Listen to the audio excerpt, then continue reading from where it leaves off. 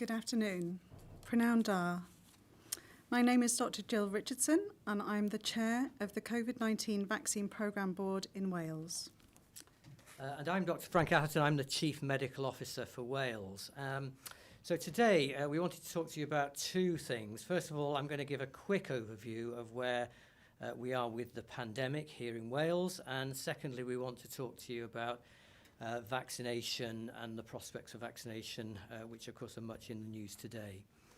Just in terms of where we are with the pandemic, we still clearly have very wide scale circulation of the coronavirus here in Wales. There's no doubt about that. Yesterday we had over just short of 1,500 new cases in Wales, and very sadly we were aware of 51 further deaths here in Wales. So the rate of coronavirus transmission is increasing. And that's happening in all parts of Wales. All of our local health boards are seeing increased rates at the moment. To put it into context, the fire break that we had a few weeks ago was successful. It reduced our rates of transmission from about 260 per 100,000 down to about 160, but it's now crept back up. And as of yesterday, it was about 226 per 100,000. So it is rising everywhere in Wales, unfortunately. And that's why this week, of course, we've had to announce, the Welsh Government has announced some further restrictions on hospitality and indoor entertainment in the run-up to Christmas so that we can have a period of relative relaxation over Christmas and families can hopefully get some time to spend together. But there is light at the end of the tunnel, and we wanted today to talk to you about vaccines and the prospects for vaccines, which have come much nearer as of today and the announcement this morning. So I'll hand over to Jill, and she can walk us through the developments. Thank you, Frank. Vaccines are one of our greatest public health interventions. Every year, they help to save the lives of around 3 million people around the world. We have vaccines that can prevent more than 20 life-threatening diseases, and they have helped us to successfully eradicate smallpox, and we're well on the way to defeating polio. Normally, it would take around 10 years to develop a vaccine from scratch. But this year, we've seen an unprecedented global effort to find a vaccine against coronavirus. There are currently 3 candidate vaccines which have reported very positive phase 3 trial results. The Fisa Biontech vaccine, the Moderna vaccine, and the Oxford AstraZeneca vaccine. And there are potentially more to come. A 4th vaccine is recruiting for its phase 3 trial in Cardiff. And a 5th vaccine has been recruiting participants in North Wales. This morning we had the really welcome news that the first of these vaccines, the Pfizer-BioNTech vaccine, has been approved for use in the UK. This is a significant step forward in response to the pandemic. For the first time, we have an opportunity to prevent this terrible illness, a glimmer of light at the end of what has been a very difficult and long year. We hope that MHRA approval for a second vaccine will follow later this month, giving even more opportunities.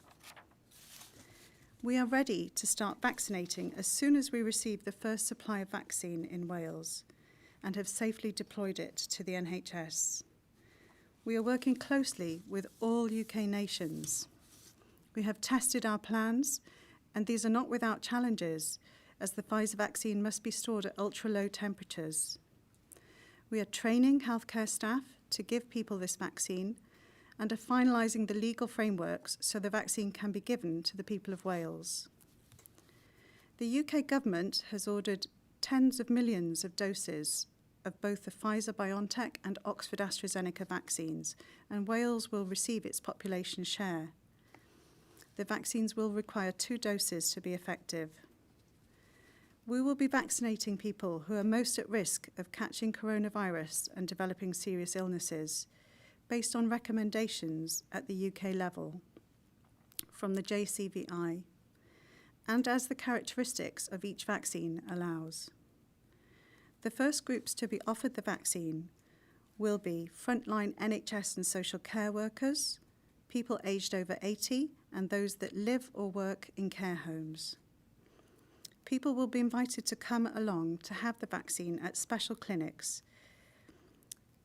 while the normal NHS services continue to see people. So you will be called for the vaccine if it is your turn. This vaccine is the best way to protect people, but no one will be forced to have it. However, I would encourage you, when you are called, to accept this offer, which will save lives and protect the NHS, and eventually help us to resume to normal life. And now over to Frank. Yes, thanks very much, Jill. And before I go to journalists for questions, I'll just want to make a couple of comments on some of the things that we've been most frequently asked, really. First of all, to pick up on that point about whether or not people will take up the vaccine.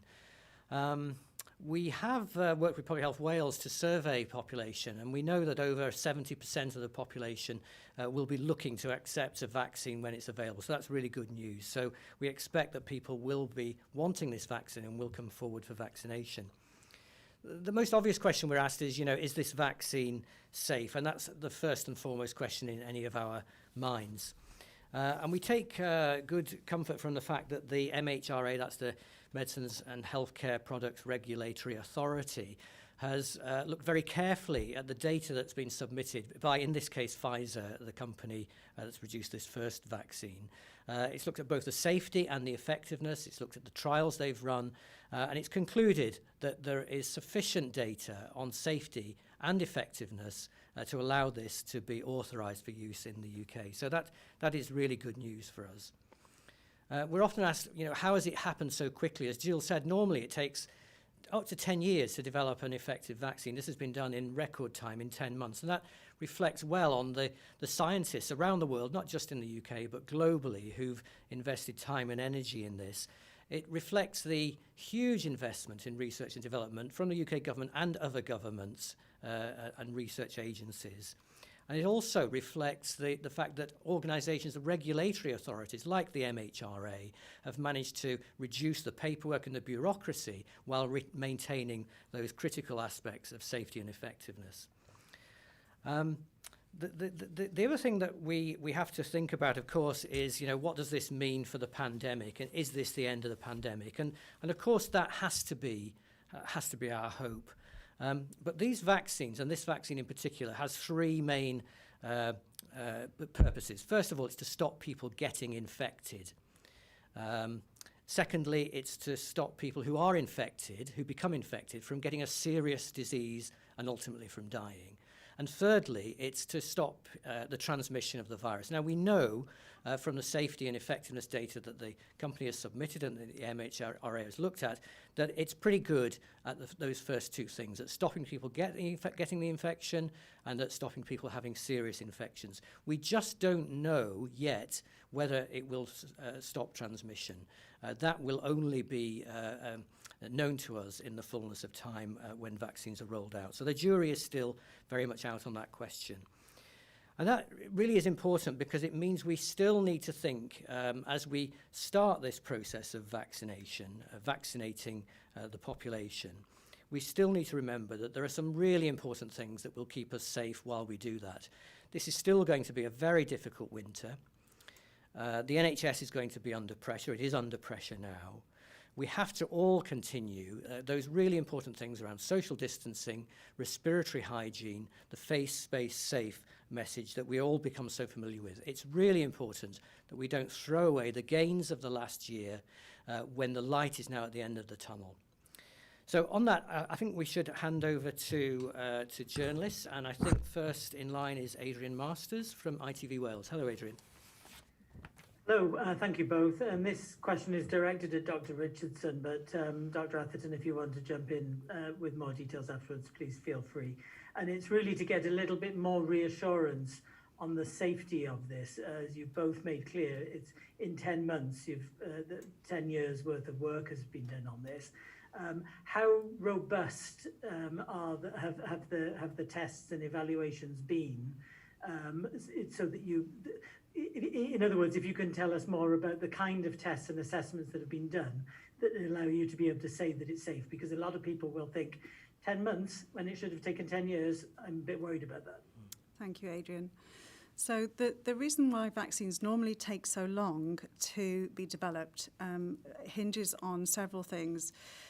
First of all, funding, so that manufacturers can look at developing the vaccine. Then volunteers for the various phases of trials that need to be gone through before approval. Also, scientists, for this vaccine, I would say there's overwhelming goodwill to share and to learn from each other. The funding has not been a problem. The volunteers have not been a problem, and thank you to everybody in Wales who's participated. And at the end of all those trials, the process that occurs from that stage on is probably fairly standard, and stringent safety checks are requested from the manufacturer. All kinds of aspects are looked at: side effects, stability, storage, and so on. So we know that this vaccine has had no less stringent scrutiny before public use than any other. It's really the front-end functions that have taken less time. Thanks, Adrian. Did you have another question? I do, yes, and which I think may be directed at you. But again, if Dr. Richardson has anything to add, then I'd be delighted to hear from you too. And it really is a bit more about the priority list that you mentioned, because the JCVI priority list fairly clearly puts care home residents right at the top. In your list, care home residents were third on the list. So are you sticking to the JCVI priority list? And if you're not, is that because of storage problems? Yeah, there are particular challenges around this vaccine. As Jill said, it requires storage below minus 70 degrees C. There's a clear list of priorities within the JCVI guidance, and all 4 nations are intending to follow that priority list and work down it. However, that has to take into account operational concerns. It would be scandalous to waste the vaccine and not to use it wisely. So we are currently exploring ways in which we could try to get vaccine to those residents of care homes. Certainly the healthcare staff and social care staff will be a very high priority. And we're looking for ways to work around that. But it is technically quite difficult to achieve that, given that we have numerous care homes around the country. And the model for delivery of this particular vaccine, the Pfizer vaccine, requires a small number of vaccination sites. But Jill may want to say more about that. Yes, I mean, we will be prioritising those that we can safely deliver an effective vaccine to. At the very beginning, in the first week of immunisation, it will be bringing people to the vaccine, and that will include care home staff. And then as we learn more about the vaccine, and we're all learning at a UK level, then it's very much hoped that a mobile model can be developed so that we can safely deploy to care homes without putting care home residents at risk of bringing them to a centre unnecessarily. So just to be clear, it'll go to hospitals first, is that basically the situation?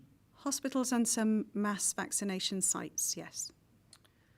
Thanks, Adrian. Next question, I think, is from Dan Davis of BBC Wales. Hi, thank you. And again, whoever is best placed to answer this, please do. But just picking up on vaccinating care home residents, the Health Minister has said that in practical terms at this stage, we can't deliver the vaccine to care homes. You've just said that eventually that will be the goal. Can you give us an idea of when care home residents will be able to get vaccinated? Yeah, very much work in progress, Dan. We are trying to find a workaround on this. It is very difficult to provide the vaccine to numerous points of care homes. Initially, as Jill says, we will have to deliver the vaccine through a small number of sites. We're trying to find ways, even with this vaccine, to provide a more disseminated approach to distribution. There are, of course, other vaccines in the pipeline. The Oxford vaccine, for example, which doesn't have such stringent requirements around temperature management and control. And as that comes online, as we hope, that will give us a further ability to work our way through those priority lists. So I can't give you an exact date or a time frame, but we're working through that process as quickly as we can, because those elderly residents, usually elderly, in care homes are one of our highest priorities, and that's reflected in the JCVI guidance, and it's certainly reflected in our ambition. So just to clarify then, you said that people will be getting a letter inviting them to come to a specialist clinic to have vaccination. I take it from what you said that care home residents won't be getting one of those letters. And if I could add as well, will we know at what time scale you'll be working through the priority list? So in other words, when will people in Wales find out when it's their turn to have a... Yeah, well, the first thing to say, and I'll hand over to Jill, but the first thing to say is that this is a massive undertaking. We have never in the UK, certainly in my professional career, and probably ever, undertaken a mass vaccination programme of this nature, where our ambition is to eventually reach the whole population. That is clearly not going to happen overnight. This is going to be well into next year before we get through this. And that reflects the fact that we need to have access to stocks, and of course the logistics of managing something on that scale are absolutely enormous. So we will work our way through those priority lists. It's fantastic news that we're going to be able to be starting this as soon as next week, but everything else depends on when we get stocks and how quickly we can start to roll it out. But we're looking well into next year before the whole population is covered. Jill, do you want to add anything to that?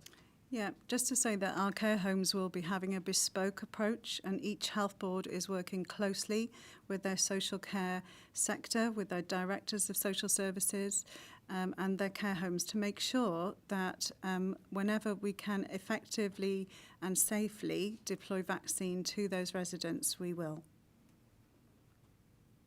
Thank you. I think Daniel Wilson is next, LBC. Thank you very much. You touched upon it in your opening statement. Of course, what everyone will want to know is, if at all, will this initial rollout make any dent in terms of the restrictions that people in Wales are living under? For example, it's widely expected that we could be back in a national lockdown in January after the Christmas period.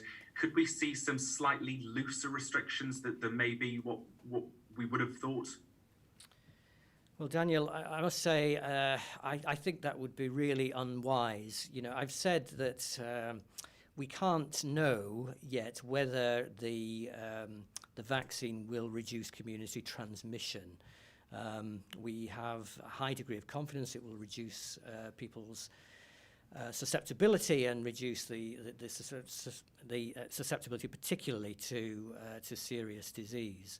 But it would be really foolish for us to say at the moment, you know, we've got a vaccine, it's back to business as normal. We really have to maintain those measures which will keep us safe over the winter and as we work through that lengthy process of vaccinating and getting hopefully to the whole population.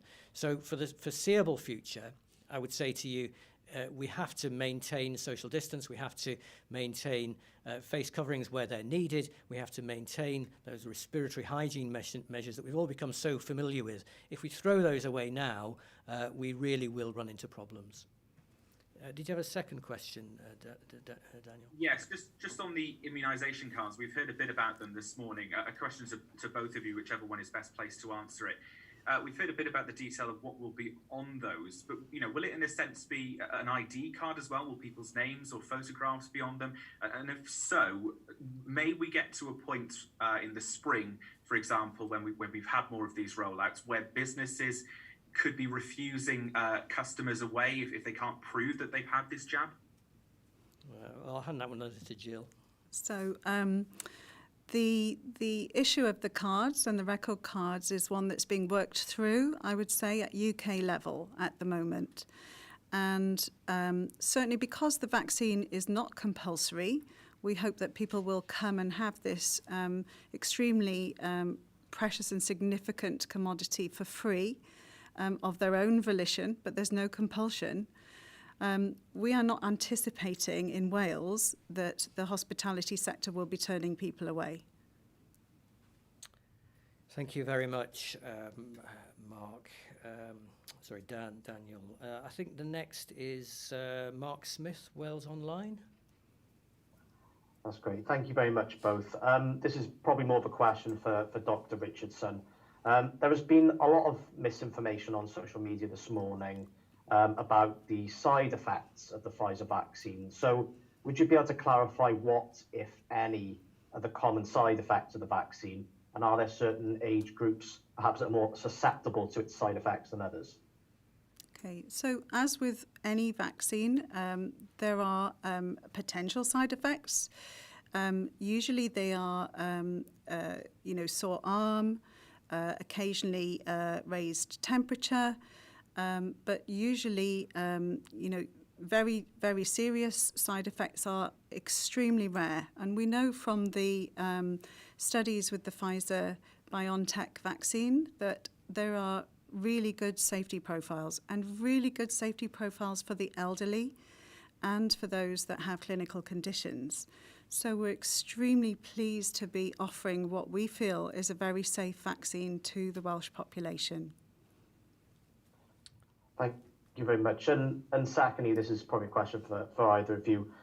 Would you be able to tell us how many jabs will be available to administer in Wales before the end of this year?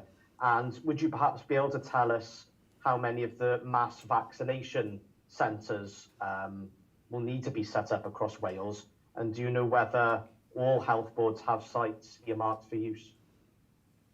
Okay, so yes, all health boards have sites earmarked for use, and the distribution mechanisms are being finalised as we speak. And it will be a vaccine that will arrive this side of Christmas, and it will be administered as soon as we receive it in Wales. I cannot give you exact figures, but it will be in large quantities. Once we start vaccinating, we will be going at quite a pace. As long as supplies continue, we will deploy them in a way that keeps pace with delivery. Thanks very much, Mark. And Andrew Nuttall of The Leader. Thank you, both. This question is probably best placed for Dr. Richardson. So this vaccination, how is going to be a mammoth task? You've already mentioned that previously. But how will this staged approach work in practice? And how long do you anticipate before the vaccine is able to reach all groups across Wales and not just the priority ones? Yeah, it is a mammoth task, and I just want to pay tribute really to our Chief Pharmaceutical Officer here in the Welsh Government and all the pharmaceutical colleagues, including his assistant Lois Lloyd and all the heads of pharmacy. It really has been an incredible mammoth task to look at just the logistics and the distribution and storage. And then every health board and trust has also been working in Wales to make sure that their plans encompass as many of those groups as possible, as early as possible. It will depend on supply, and also it will depend on the MHRA approving the Oxford AstraZeneca vaccine and the Moderna vaccine.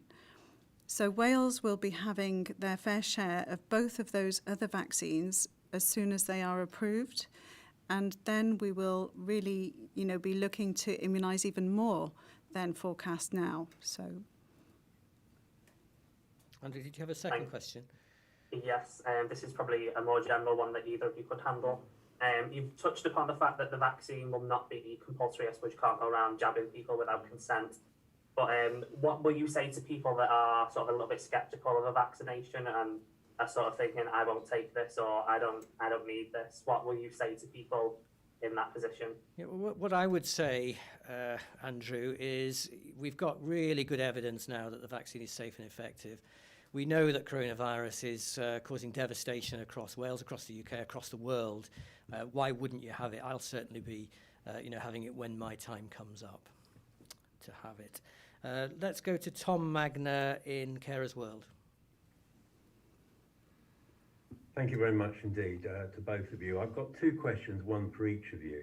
So if I can come first to Dr. Richardson. You've referred to vaccine priorities. You've mentioned a bespoke approach in Welsh care homes. Can I widen this out? Keeping in mind that 96% of care in the community across Wales is provided by unpaid carers, and I mean unpaid carers are not care workers called carers. Shouldn't unpaid carers be prioritised alongside paid health and social care workers rather than using what appears to be the blunt instrument of age? Because without unpaid carers being fit and well, care in the community stands to collapse, and the pressure on the NHS will inevitably increase. I'd be interested in your thoughts. Yes, I completely agree with you. Unpaid carers, of which I am one, are extremely important to the people they care for, but also the whole of society. So I think that this is something also that the JCVI is very acutely aware of. And it's probable that they will be making some announcements about carers and about them being accelerated, if you like, so that they wouldn't have to wait for their particular age group to be called. And so expect further announcements on that. And very much others are also thinking exactly the same. Thank you. Thank you for that encouraging reply. And now, Dr. Atherton, my second question to you. Before vaccines take hold, you of course have got to maintain and try and keep control of COVID-19. It seems a lot of trust, particularly in care homes, is being put on introducing rapid lateral flow testing, the pregnancy type of device, if I can call it that. The joint Porton Down Oxford University study suggests its performance appears to depend on who operates the test. I heard earlier that trained healthcare workers are likely to be the ones doing the testing, and in the study that comes out at 73% effectiveness. But it appears, for example, that young adult carers as students are going to be asked to self-test, which is only 58% according to the study. How much can the public trust the thinking that appears heavily to rely on lateral flow testing? Yeah, thanks, Tom. We've been watching, the development of lateral flow tests, the rapid tests, very closely in Wales. Even 2 or 3 months ago, the sensitivity and specificity of those tests was really very poor, and I wouldn't have been recommending them to be used here in Wales. They've improved remarkably in that time, so they are improving and always improving. At the moment, those tests should be administered usually through somebody who's trained, but the ultimate aim is to have them available to use for self-test. So this is an evolving field. I think your question is right. We shouldn't rely on them completely, in care homes to assure our safety. There's so many other things, as you well know, that we need to do to keep people safe. We need to make sure that PPE supplies are maintained. We need to make sure that people have access to the PCR testing when that's needed and required. And we need to make sure that infection control measures are absolutely robust. And we continually have to rise those challenges. But to be honest with you, I do see lateral flow tests as another tool in the box that we can deploy. We just need to be, as you imply, careful about how and where we deploy them. Thanks for that, Tom. Joshua Searle from South Wales Argus. Afternoon. This first question is probably best directed for Dr. Richardson. The Health Minister highlighted in the statement this morning that 2 sites have been identified to store the virus in Wales. Are you able to say whereabouts those sites are and why they were chosen?